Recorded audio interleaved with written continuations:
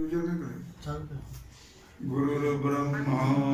गुरुर्विष्णु गुरुर्देवो महेश्वरा गुरु साक्षात् परब्रह्म तस्मै श्री गुरवे नमः। शंकरं शंकराचार्यं केशवं बादरायणं सूत्रभाष्यकृतो वन्दे भगवन्तौ पुनः पुनः। विचारसागर रहस्य तरंग 6व्या तरंगाचे रहस्य पाठ क्रमांक 98।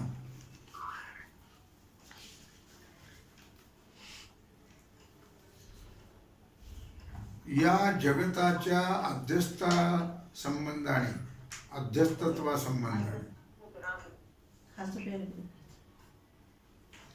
प्रकरण ग्रंथकारांनी बराच विचार केलेला आहे। अद्वैत सिद्धी ग्रंथात श्री मधुसूदन सरस्वतीने तर याचा फार सूक्ष्म रीतीने विचार केलेला आहे। तो सर्व या ग्रंथात देणं शक्य नाही। पंडित निश्चलदासजींनी आपल्या वृत्ती प्रभाकर ग्रंथात याचा विशेष खुलासा केलेला आहे। अध्यासाविषयी जास्त माहिती पाहिजे असल्यास वृत्ती प्रभाकर ग्रंथ अवश्य पहा। त्याच्यात अध्यासाबद्दल विशेष माहिती सांगितलेली आहे। या तरंगातील दुसरा प्रतिपाद्य विषय म्हणजे जीव ब्रह्माचं ऐक्य हा आहे। लक्षात आलं? या विषयाचे प्रतिपादन आग्रह देवाच्या स्वप्नाची कथा सांगून त्यात आग्रह देवाने आपल्या गुरुला 3 प्रश्न विचारले होते। त्यात पहिला प्रश्न आहे, मी कोण आहे? या पहिल्या प्रश्नाचे उत्तर देण्यामध्ये आत्म्याचं सच्चिदानंद रूप सिद्ध केले, म्हणून आत्मा ब्रह्मरूप आहे हे सिद्ध झाले। दुसऱ्या प्रश्नाच्या उत्तरामध्ये जगत कारण ईश्वर आहे असं सांगितलं। तिसऱ्या प्रश्नाच्या उत्तरामध्ये केवळ ज्ञानाने मोक्ष होतो हे सिद्ध करण्याच्या प्रसंगी समुच्चय कर्मवादाचं खंडन करून ज्ञानाला कर्माची आवश्यकता नाही हे सिद्ध केलं। या प्रसंगामध्ये पुष्कळ शास्त्रीय विषयांचं सोपपत्तिक विवेचन केलेलं आहे, सोप्या भाषेत विचार केलेला आहे। महावाक्यामध्ये प्रतिपादन केलेली जीव ब्रह्माची एकता भागत्याग लक्षण कशी होते हे सांगण्याकरता शब्दाची शक्तिवृत्ती लक्षणावृत्ती यांचं ज्ञान करून देण्याकरता शक्तिवृत्तीचं बरंच वर्णन केलेलं आहे। त्यात वैयाकरणीचं मत खंडन करते वेळी बराच क्लिष्ट भाग असून शब्द छल केल्यासारखा दिसतो।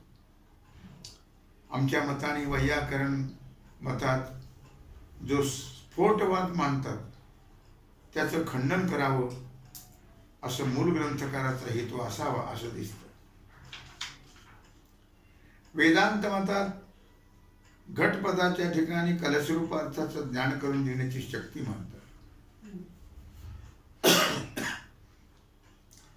वैयाकरण मतात घट या 2 अक्षर समुदायाला शब्द असं म्हणत नाहीत, ते घट या पदश्रवणापासून अंतःकरणात स्फोट रूपी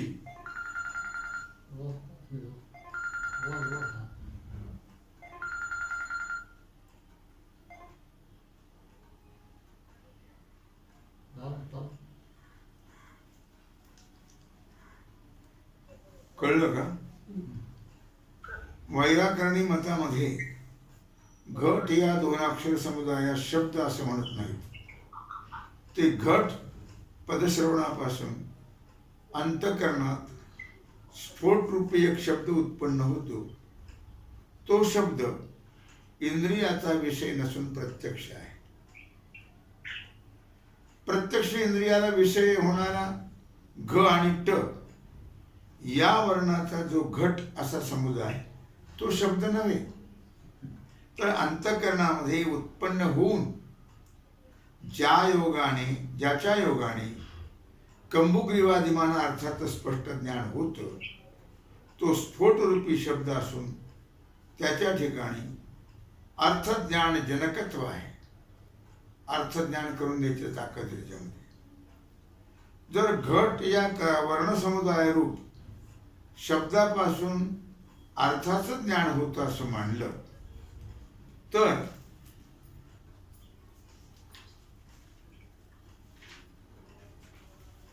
अर्थाचं ज्ञान घ पासून किंवा ट पासून होत. कशापासून होतं असं प्रश्न विचारला. घ पासून म्हणावं तर पुढील वर्णाला व्यर्थत्व येतं. दोन्ही वर्ण उच्चारापासून झालं म्हणावं तर वर्णांना क्रम असल्यामुळे दोन्ही वर्णाचे एकदम उच्चारण होणे शक्य नाही वगैरे कारणाकरता स्फोट मानणं आवश्यक आहे असं त्यांचं मत आहे. ज्यांचं उलट याच्या उलट त्यास असं विचारलं की तुमचा स्फोट ख पासून होतो का ट पासून होतो उत्पन्न किंवा समुदायापासून उत्पन्न होतो, तर त्यांनाही उत्तर देण्यास तितकीच अडचण येणार आहे. स्फोटरूपी शब्द नसून वर्ण समुदायालाच शब्द म्हणावा असं भगवान उपवर्ष आचार्यांचं मत आहे. लक्षामध्ये वर्ण समुदायाला शब्द म्हणावा. शिवाय जेव्हा वर्ण समुच्चयाच्या एका शब्दापासून अनेक अर्थाचं ज्ञान होतं तेव्हा तेथे अनेक स्फोटांची कल्पना करण्यापेक्षा वेदांत मताप्रमाणे शक्ती मानण्यास लागव आहे. याचा विचार शब्द इति चेन्नातः भगवात प्रभवात प्रत्यक्षानुमानाभ्याम या सूत्रावरील भाष्यात शंकराचार्यांनी विस्ताराने स्फोटवादाचं खंडन केलेलं आहे. या तरंगातील पान 286 ते 288 यावर भागत्याग लक्षणेने जीव ब्रह्माचं ऐक्य करतेवेळी जीवेश्वराचं प्रतिपादनात असलेल्या बिंब प्रतिबिंबवादाचं चिंतन केलं तर जीव ब्रह्म ऐक्याकरता लक्षणेची आवश्यकता राहत नाही हे कळून येईल. एकंदरीत हा तरंग जिज्ञासूला अतिशय चिंतनीय व अतिशय फलप्रद आहे. अशा प्रकारे 6वा तरंग या ठिकाणी समाप्त झालेला आहे. श्रीकृष्णार्पणमस्तु. पुंडलीकवरदे हरिविठ्ठल श्री ज्ञानदेव तुकाराम पंढरीनाथ भगवान की जय. आता तरंग 7वा. श्री गुरु सच्चिदानंदाय नमः. एकंदर शास्त्राचा समारोप या तरंगात होतो आहे. जीवनमुक्ती आणि विदेहमुक्ती यांचं वर्णन पहिलं हेडिंग आहे. जीवनमुक्ती आणि विदेहमुक्ती यांचं वर्णन. चौथ्या तरंगाच्या आरंभी शुभसंतती राजाची गोष्ट सांगितलेली आहे. लक्षामध्ये त्याचे तिघे पुत्र गुरुकडे गेले. गुरुने त्या तिघांना उपदेश केला. उपदेशाप्रमाणे तिघांनाही निसंदेह ब्रह्मात्मैक्य बोध होऊन ते कृतार्थ झाले. आता त्यांचे पुढील जीवनचरित्र सांगण्याच्या निमित्ताने शास्त्राचा उपसंहार या तरंगात करायचा आहे.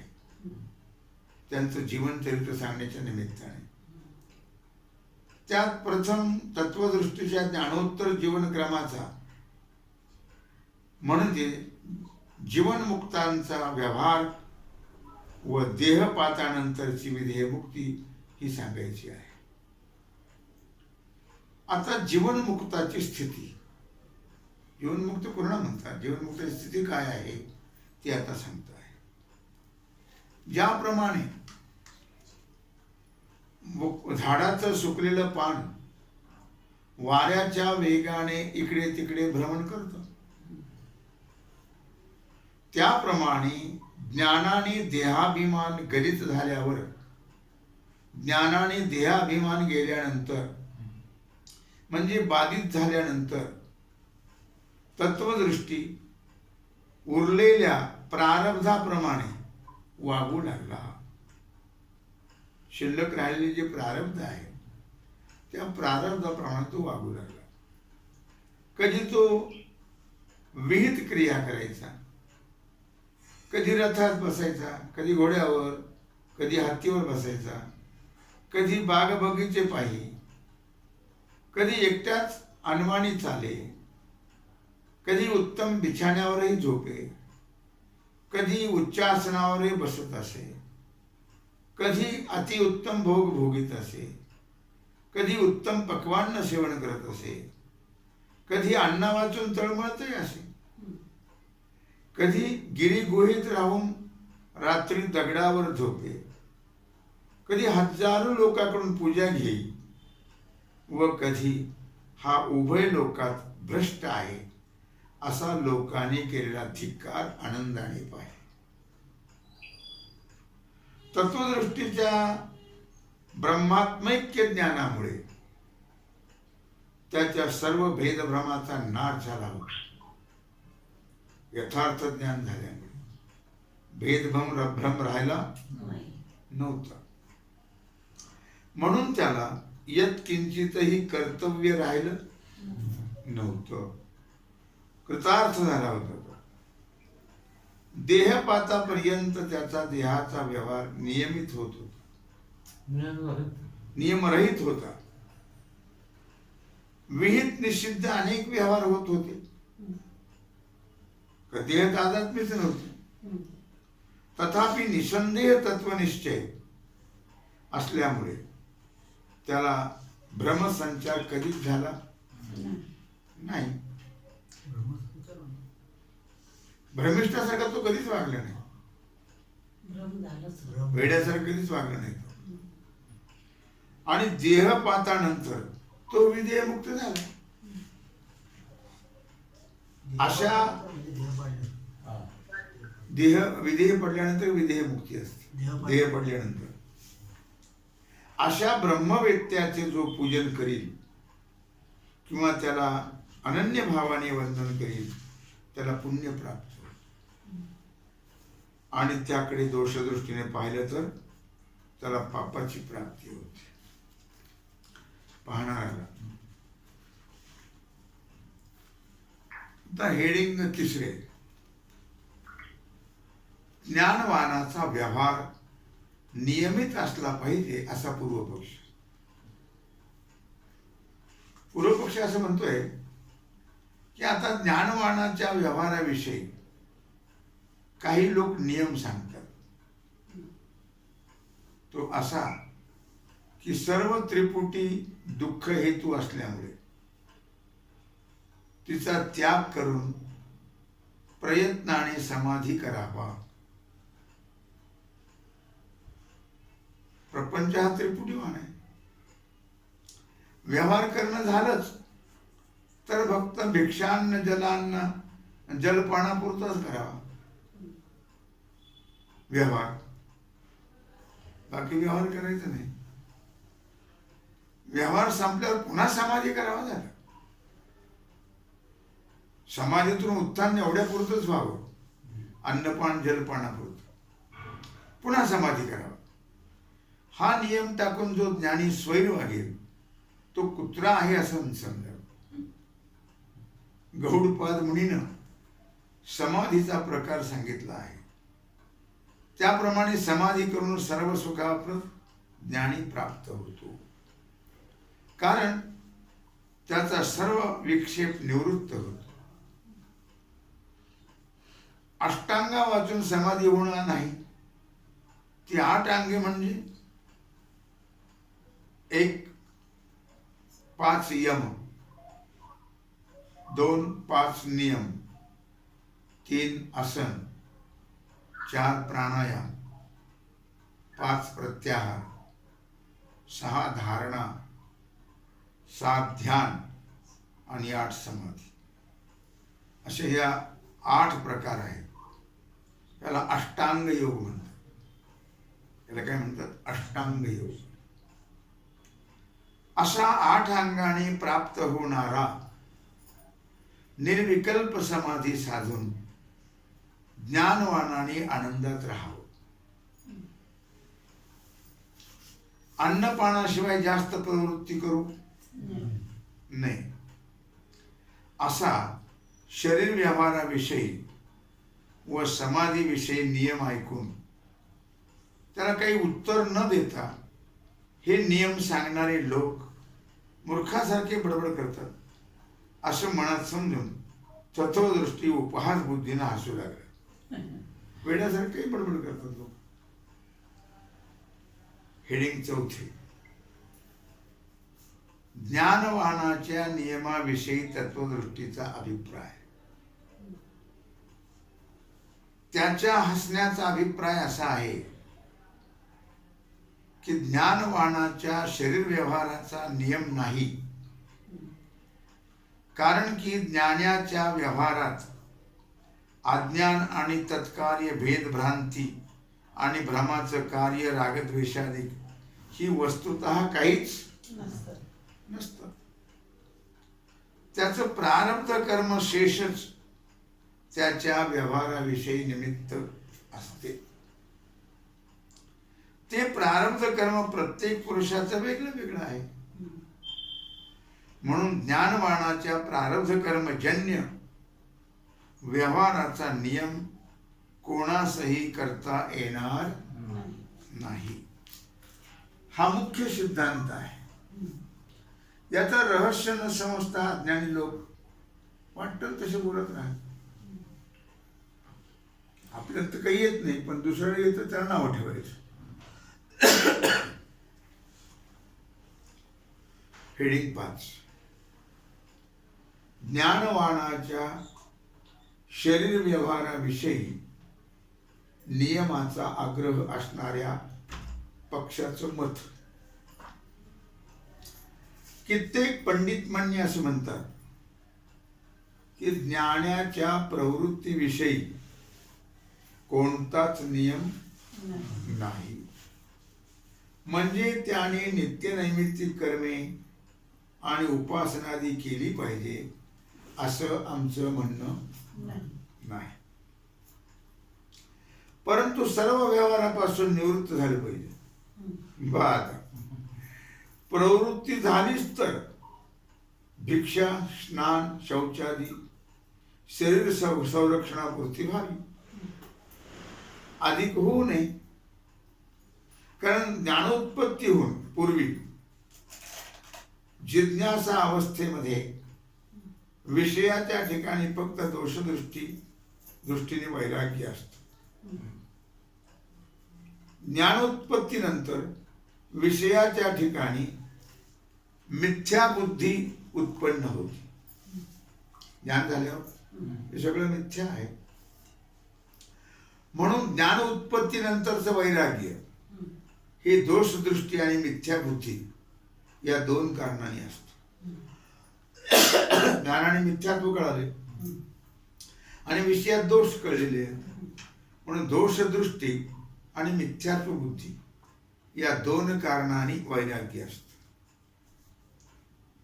ज्याच्या ठिकाणी मिथ्यात्व बुद्धी होते त्याचे ठिकाणी पुन्हा सत्यत्व बुद्धी होत. एकदा कळलं की हे मिथ्या आहे, पुन्हा ते सत्य आहे असं कधीच कळणार नाही, वाटणार नाही. आणि शिवाय दोषदृष्टी असतेच. त्यामुळे विषयाचे ठिकाणी प्रीती संभवत नाही, प्रेम नसतं विषयात. मग विषयाच्या ठिकाणी प्रवृत्ती कशी संभवेल? आणि शरीर निर्वाहानिमित्त जी प्रवृत्ती होते अन्न जे खाण्यापिण्याबद्दल, ती तर प्रारब्धपणाने संभवते. म्हणून शरीर निर्वाहापेक्षा ज्ञात्याची जास्त प्रवृत्ती होऊ नये. शरीर निर्वाहापुरतीच व्हावी. 6 ज्ञानवानाच्या निवृत्तीविषयी त्रयस्थाचे उत्तर. आता या म्हणण्यास उत्तर सांगण्याच्या पूर्वी कर्माचे प्रकार सांगणं आवश्यक आहे. हे प्रथम सांगतो. कर्म हे 3 प्रकारचं आहे. संचित, प्रारब्ध, त्यात पूर्वजन्मी केलेले कर्म, पण ज्याच्या फलभोगाला आरंभ झालेला नाही ते संचित कर्म.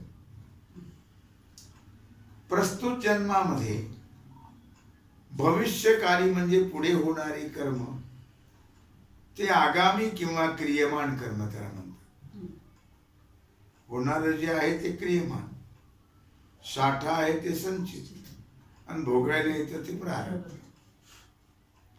पूर्वजन्मी केलेले कर्म जे हल्लीचे शरीर प्राप्त होण्याला व सुखदुःख भोग देण्याला कारण ते प्रारब्ध कर्म म्हणा. म्हणजे ज्या कर्माच्या फलभोगाला आरंभ झालेला आहे ते प्रारब्ध कर्म. या 3 कर्मापैकी संचित कर्माचा ज्ञानाने नाश होतो. ज्ञानाग्नी सर्व कर्माणी भस्मसात कुरुते अर्जुन. व क्रियमाणापासून होणारं पाप पुण्य ज्ञानवानाला लागत नाही. आणि ज्ञानवानाची शरीर निर्वाहाची क्रिया प्रारब्धाने होते. परंतु प्रारब्ध कर्म हे नाना प्रकारचं आहे, अनेक प्रकारचं आहे. या ठिकाणी अशी शंका येणं संभवनीय आहे की एखाद्या प्रारब्धा समुदायास 10 जन्म घेण्याचं सामर्थ्य आहे. प्रारब्धाने एकच जन्म होतो असा नियम नाही.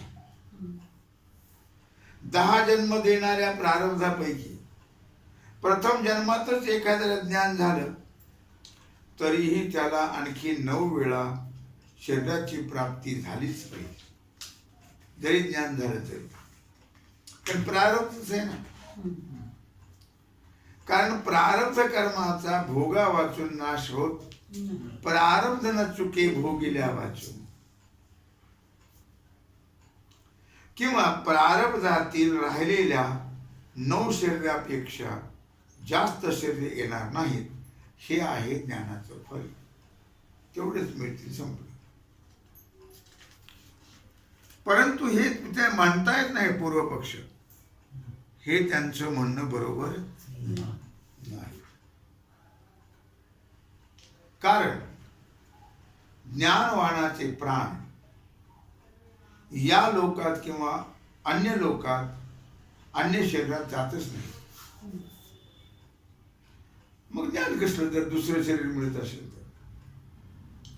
ते प्राण अंतःकरण इंद्रियासहित आत्मस्वरूपात विलीन होतात.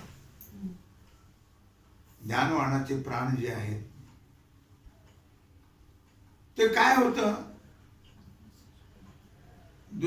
या अन्य लोकातही जात नाहीत शरीरात किंवा या लोकातही नाही.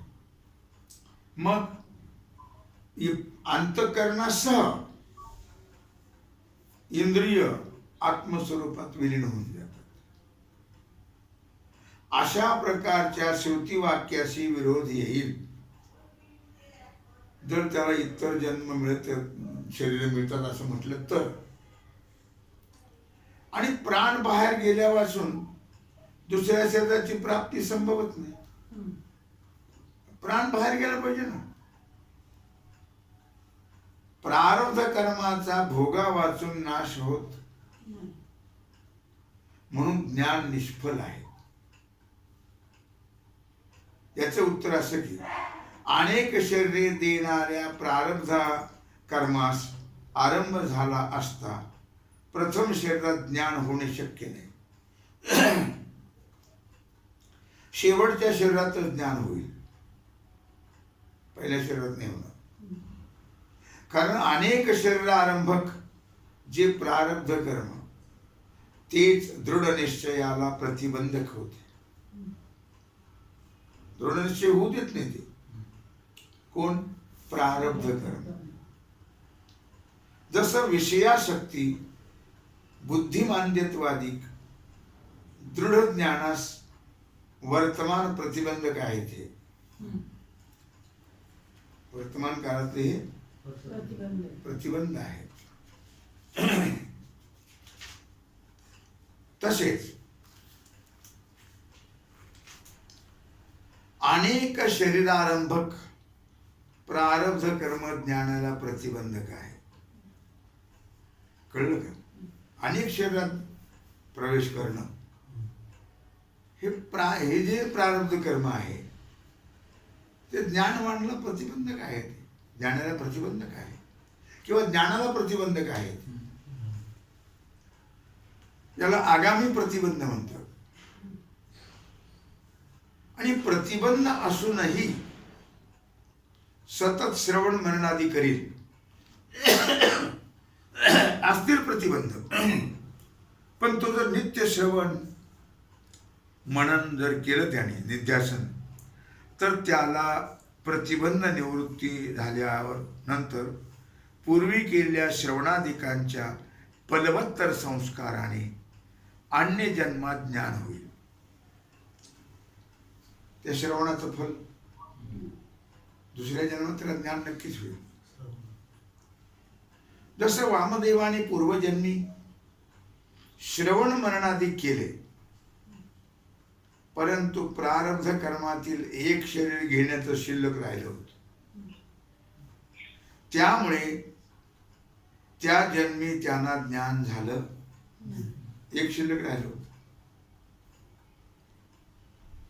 त्या शरीराचा नाश होऊन अन्य शरीर प्राप्त झाल्याबरोबर पूर्वकृत श्रवण संस्कार, पूर्व ऐकलेलं वाया जात नाही ना, कानावर पडले शब्द कधी वाया जात नाही परमार्थाचे. त्या संस्काराने गर्भातच त्याला ज्ञान झालं. पूर्वीचं ऐकलेलं त्याचं ज्ञान त्याला गर्भातच झालं. ही कथा ऋग्वेदात आहे. म्हणून ज्ञानोत्तर अन्य शरीराची प्राप्ती संभवत ज्ञान झालेलं नाही. पुन्हा श्रवण मननादी करीत असता मृतपुत्राचे किंवा गत आयुष्याचे चिंतनाने ज्ञानाला प्रतिबंध होतो. एखाद्याचा मुलगा गेलेला असेल किंवा एखाद्याचं गरिबी आली, त्याला श्रीमंती गेली त्याची, मग ते लक्षात राहतं की नाही आपल्या, येतं की नाही त्याचं चिंतन. मग त्या चिंतनाने ज्ञानाला प्रतिबंध निर्माण होतो. आपण जर मागचं चिंतन करत राहिलो, परमार्थाला प्रतिबंध निर्माण होतो. पण भूत भविष्याचा विचार करायचा नाही. चालू श्रवण करावं, मनन करावं, भजन करावं, पण मागचा आणि पुढचा कधी विचार करू? भूतकाळाचा तर कधीच करते, संपलेलं आहे ते. त्याचा विचार आपल्या परमार्थाला फार मोठा अडथळा निर्माण होतो. परमार्थ होऊ देत नाही ते. मग झालेल्या गोष्टीचे चिंतन करून काय फायदा आहे? होऊन गेले त्या गोष्टी, आता त्याचा विचार करून काय मिळेल? काही दुःखाशिवाय काही मिळणार. म्हणून चिंतनाने म्हणजे मागचं जे गरिबी आहे, काही मुलं एखादं गेलं असेल, त्याच्या चिंतनाने ज्ञानाला प्रतिबंध निर्माण होतो. ते डोक्यात येत ज्ञान जात निघून. त्याला भूत प्रतिबंध म्हणतात. त्याला काय म्हणतात? भूत प्रतिबंध. मागचं भूतकाळातलं. याचं उदाहरण ग्रस्ताश्रमातील म्हशीवर प्रेम असलेल्या ग्रस्ताने संन्यास घेतला. बरं का? म्हशी सांभाळणारा होता, त्याच्या घरी म्हशी होत्या, त्याचं खूप म्हशीवर प्रेम होतं. पण त्याने काय केलं? संन्यास घेतला पुढे. आता गुरुने सांगितलेल्या प्रणव अक्षराचं ध्यान करीत, ओंकाराचं ध्यान करीत असता ते उच्चे गेलं बरोबर ध्यान ओंकाराचं, म्हशीचं ध्यान येऊ लागतं. आता त्याला छंद कसा होता? म्हशीचा. मग यामुळे ज्ञानास प्रतिबंध झाला की नाही? ते ओंकाराचं गेलं म्हशीचं आलं, मग प्रतिबंध झाला ज्ञानाला.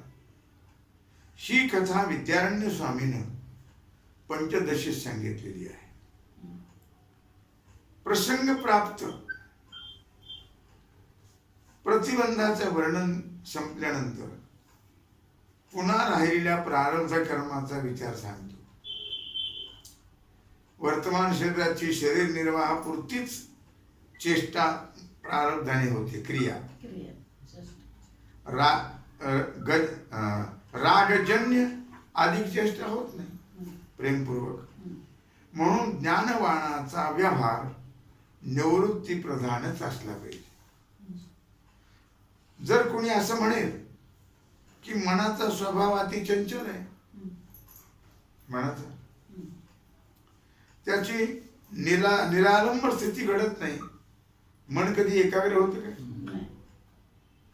काही आलंबनानेच मनाची स्थिती होती काय? म्हणून मनाला काहीतरी विषय देण्याकरता ज्ञानवानाची अधिक प्रवृत्ती होईल. याचं उत्तर असं की समाधी रहित पुरुषाचं मन चंचल नसतं, ही गोष्ट खरी. समाधीत एकाग्र होतो मन. तथापि समाधीने मनाचा विजय होतो आणि ज्ञानवान समाधीत असला तरी त्याची शरीर निर्वाहापेक्षा अधिक प्रवृत्ती होणार नाही.